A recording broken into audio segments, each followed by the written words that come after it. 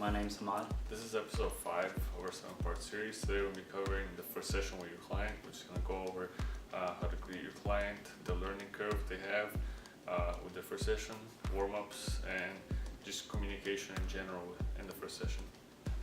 So when you first greet your client, you want to make sure you're being enthusiastic, smile, and make them feel comfortable and accepted in the gym environment.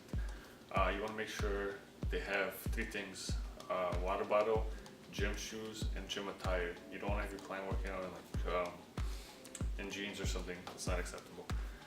You want to ask them a few questions in a friendly manner. Don't make it like a survey. Ask them how their energy is. Are they tired? Did they eat before they came? Do they have any pain somewhere? And all these questions are going to allow you to adjust for any problems they might experience during the workout. Also, you might want to ask them if they're feeling pain in their shoulder, neck, legs. Just kind of specify the body part, because sometimes it's kind of hard for them to remember where that pain was. If you just say it generally, like, did you feel any pain today? They might just be like, I'm not really sure. Unless you start naming those body parts, they'll remember right away.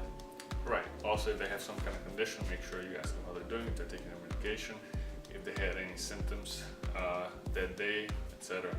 Another thing you want to ask them is if they have some kind of sporting event, their work coming up or something.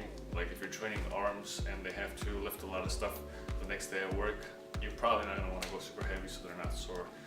This can be off-putting to the client and make them not want to come and work out with you because you made them sore and made the next few days uncomfortable for them at work.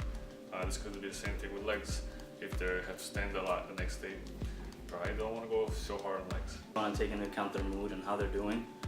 So if they're coming to work out and they're kind of not feeling all that great, you might not want to put the intensity really up, because then it's just going to unmotivate them for the next sessions. Also, another thing you want to ask is if they worked out before they saw you, or like the day before, just in the previous few days. This will make sure you're giving the right workout. If they trained legs 2 days ago, you don't want to make them do legs. This all should be done in about 3 to 4 minutes in the time it takes you to check them in. A lot of gyms check in clients to make sure that the session went through legitimately. When I talk about warming up,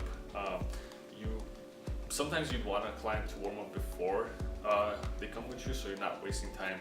If you're gonna have your client warm up with a treadmill or bike, you don't want to stand there with them for like 10 minutes while they do the bike. That's not what they're paying for. So you should instruct them to warm up prior to coming to your session, maybe 5-10 minutes before that, just so they're not wasting time with you.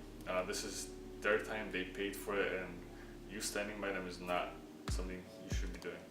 Another way you can incorporate a warm-up is like doing like an active warm-up with them. So maybe create like a small circuit with them with a lot of dynamic stretching and get them moving through all the planes of motion, so that way they're sufficiently warmed up if maybe they're not really into doing the cardio by themselves and they're comfortable doing it with you more than going by themselves. So it's a good way to incorporate that in. Another way could be maybe you might want to incorporate like their favorite sport into their warm-up. So let's say, for example, they're interested in basketball. So you would want to do like maybe some basketball drills and bring a basketball, just play some catch or something, just to get their body moving and just have them more actively engaged in the workout and just get them excited about it. You might be uncomfortable doing something with their sport, so as a trainer, you just have to decide for yourself if that's something you want to do. You don't have to do it. You could just go and do a different type of warm-up. You don't have to do anything with the sport. If you do want to do that route, make sure you do your own research on it and look up some drills for it.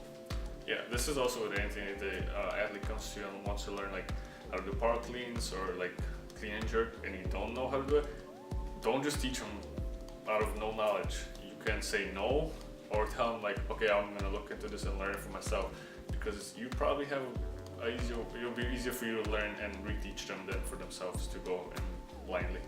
Yeah, so these are 2 ways you can have your clients warm up. So it kind of depends on the person, and just make sure you ask them what they like and what they don't like. Also, if they're doing cardio, don't have them do it during the session. You can spend like some time during the session and explain to them how to do cardio, what the treadmill does, like the different functions you can use on it, how to set up like an exercise program for that. You can also show them the exercise program you set up for them and explain how to go through it. You can show them intervals, you can show them long distance running, you can tell them about incline, decline, all that good stuff, but just don't waste time on it. So third thing you want to take into account is the learning curve for the client. So a lot of the times you might get a beginner.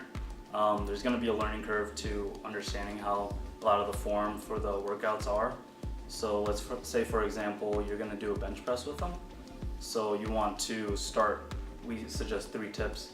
Start with first explaining the exercise and what the exercise is going to hit. So for bench press, you're going to hit your chest, and then start demoing the workout and show them maybe your top 3 tips on form. And then after that, you're gonna let them go ahead and do like a warm-up set and just critique and give them feedback on their form. So those 3 things, we don't recommend any more than that in the beginning, just because you might overwhelm them with information and they're just gonna get more confused. So while they're doing it, in the warm-up is the best time to kind of critique them a little bit more before they start adding on more weights. And this is a good time to just get the learning curve out the way right now before they go ahead and do heavier weights and they do it with improper form and just higher risk for injury. Right, it's important as a trainer to both know how to do the exercise but also how to explain the exercise. So this is where it comes in. Doing the exercise yourself will help a lot in engaging the client and being able to like explain specifically what to do. Also explain to them what they should pay attention to. Explain them like what each joint should be. They should be aware of what each joint of their body does somewhat. So this will make it super easy on you to explain like, oh, your pelvis should be rotated this way or this way. This is why you're not engaging your core. This is why your shoulder hurts. Make sure you know the exercise and like the safe way to do it. In the previous episodes, we talked about implementing process goals along with the outcome goal and the performance goal. So process goal is number 1. You want to focus on technique before anything else, before you start working on your performance and outcome goals. As you can see, guys, everything is related to how you treat a client and how they're gonna progress throughout their training sessions with you. So make sure you're getting everything down. Also, it's important to keep touch with the client, have an open line of communication, because when they're not training with you, because most likely you only have 1 or 2 sessions with you. That's what most people can afford. It's not that cheap to have a personal trainer. Make sure you're teaching them how to do these exercises properly, so when they're doing them on their own, they're safe. And also having that open line of communication, they can ask you certain questions, they can send you pictures of their form so you can kind of adjust anything on there. The purpose of a personal trainer is to make your client self-sufficient. So you want them to be able to feel comfortable in the gym and have that self-efficacy for them to go ahead and work out by themselves, and they don't really need a trainer. So that's what you're training them to do. And if you do want to keep a client for longer, you can just keep setting new goals, keep challenging them. They can still be able to work out on their own, but you could set new goals for them, challenge them in new ways that they necessarily couldn't do on their own.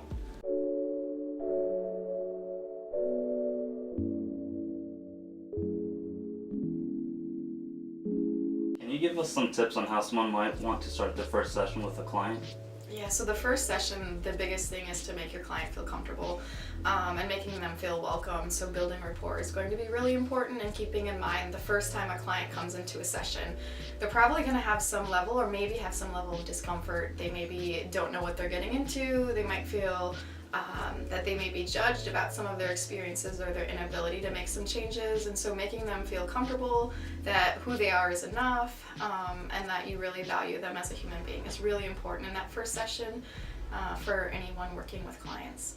So what are some things you would want to consider in terms of how you should act with your client on the first session? So on the first session, I think it's important to be very warm, depending on your personality and your style and philosophy of doing health coaching or sports psychology consulting. So being warm and being open-minded, also sharing a little bit about yourself, why you have an interest in the field. I think that can be really helpful. Another thing that can be helpful as you're moving along in the first session is sharing a little bit maybe of challenges or experiences that you've had that might be able to relate to your client's experience as well. How can you motivate your client when they're feeling unmotivated? So I think this is a really interesting question. So I have the philosophy that I don't put motivation into anyone. I don't think that we can put motivation into people. We might temporarily, extrinsically put motivation or help motivate someone, but long-term motivation comes from the individual, him or her, their self. And so keeping that in mind, I think as a health coach, a sports psychology consultant, one of the things that we do is we help them unveil some of their motivations. So what are the reasons that they might want to make a change, or in addition, what are their commitments? What things will they have to give up? How passionate are they about it? How will their life look different if they make these changes? And by asking these questions, I think we are able to support the client over a long term to have more motivation. But I believe that every person has motivation within themselves. It just has to be unveiled and supported.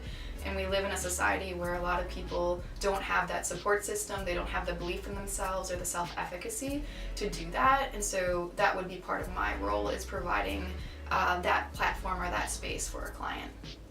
What are some techniques you can implement on the first session to help your client come back for another session? So I think business-wise, some of the important things that we can keep in mind is that we could have a sliding scale fee.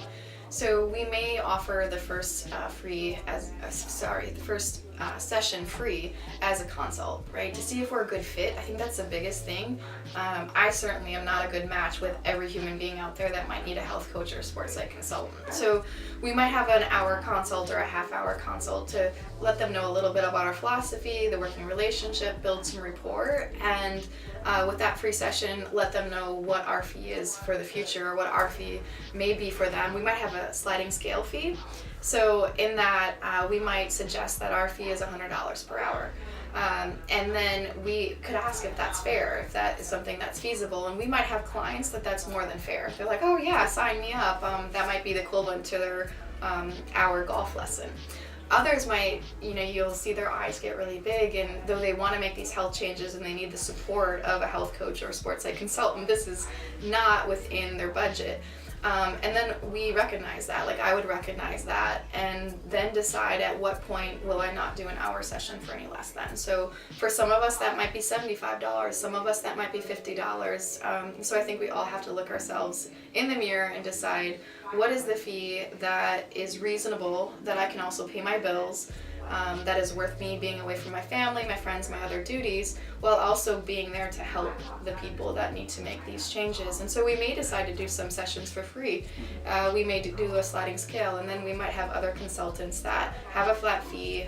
You can pay it or you can't, and this is just what my fee is for my time, my expertise, and the hour that I give to you. How friendly or professional should you be on the first session with your client? So my opinion is that the first session you should be very friendly.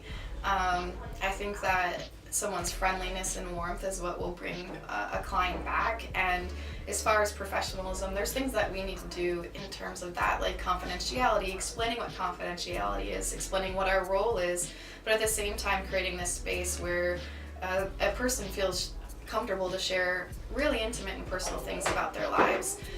In my way of being is that I'm just as friendly in the first session as I am in the last session with a client, or I do my best to be that friendly. In terms of professionalism, I think that's really important and ethical for us to always be professional. One of the things that as we get close to a client, and I mean close in terms of we get to know them, they get to know things about us. When we learn people's biggest fears or life challenges, we know a lot about them, and so we create a relationship, a professional relationship, but we might feel an affinity for our clients. And so it's really important then too for us to always keep that professional boundary of, being close and being empathetic, but not also being their best friend, and thinking about how that will look for us in terms of communication via email, communication via phone and text, etc. Social media, will we become a Facebook friend of a client? And so depending on the roles that we take and how we operate, those will be important questions for us to ask ourselves. So that was the end of our 5th episode. Our next episode will concern about how to interact with the client on the floor, like what things you can talk about, how you should engage them, what you shouldn't be doing and what you should be doing, what things it's okay to talk about, what's not okay to talk about, how you should act in a professional manner, what an okay relationship looks like with a client inside the gym and outside through via email, text, call, just personal interactions like that, just so you make sure you're staying very professional and you're keeping that authoritative position as well as being their friend in a way. So watch out for that next video. Make sure you like, comment, and subscribe, and check out our a new episode coming out soon. Thank you guys. Hope your personal training trainings go well.